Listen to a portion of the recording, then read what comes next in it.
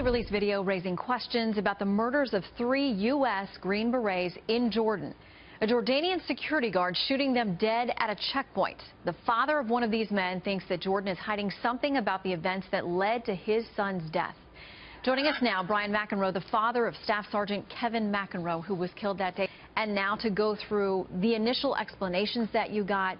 This video now tells a different story. What do you think about what happened that day? Well, I think that what happened that day was misrepresented from the very beginning by the Jordanians. For what reasons, we're not sure, and I don't know that we ever will be sure, but I do know that they continued to advance one false narrative after the other as to what happened that day. And even without the benefit of audio, it's very clear, if you watch the entire video, that those narratives were patently false, and we can't understand why, other than the fact that they must be hiding something. So initially the story was something about the men who apparently lived on this base as part of their assignment there and were known to come and go. They knew these people often at these checkpoints, that they somehow did not follow proper protocol there at the gate. And then when it became clear that wasn't the truth, then there was a story about somebody had accidentally fired a gun on the U.S. side. Then the story was that there was a loud noise and that this person got spooked and was trying to defend the base. Does any of that make sense to you? No, not at all. These were professional soldiers, all very experienced. There was no panic involved. The initial shooting where my son Kevin and Matt Llewellyn were killed was an absolute ambush from point-blank range behind a camouflage net with no provocation whatsoever. They followed the protocols to enter the base, and everything was going according to normal. The first vehicle passed through unmolested, and as Kevin's vehicle came alongside the open window to the guardhouse, Marek opened fire with an M16 rifle from 6 feet away.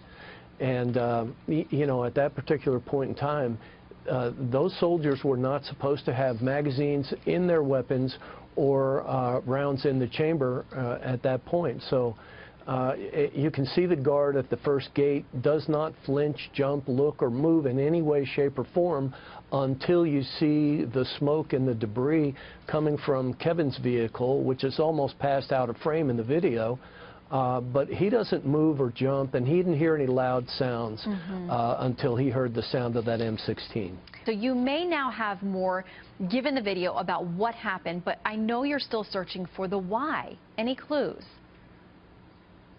Well, the FBI and Department of Defense investigations have ruled out, for the most part, they've ruled out terrorism because they've found no connections at all to any terrorist organizations with the shooter.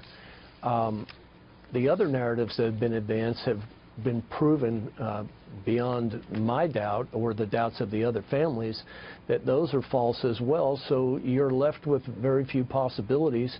And we believe that he was acting under orders from someone who we don't know.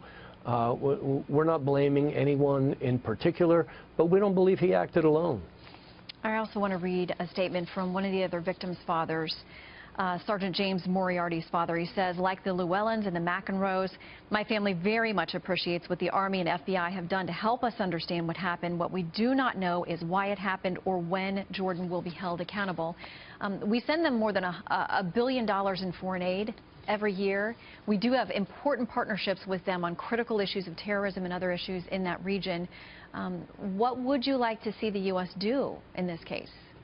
And it's hard to tell who's your friend and who's your enemy over there. There have been several disturbing stories about things that have transpired in Jordan as it relates to buying oil from ISIS, as it relates to vehicles and weapons and other assets that have been sent to Jordan ostensibly to help fight terrorism, and they end up in the hands of the enemy. That's very strange, and it leads me to believe that the Jordanians don't have complete control over their own people as it relates to, you know, their armed forces and so on. So What would I like to see happen? I'd like to see our investigators, the FBI and Department of Defense, have access to the shooter without the presence of Jordanian security people in the room, so that we can question this guy and try to determine exactly why he did what he did. Yeah.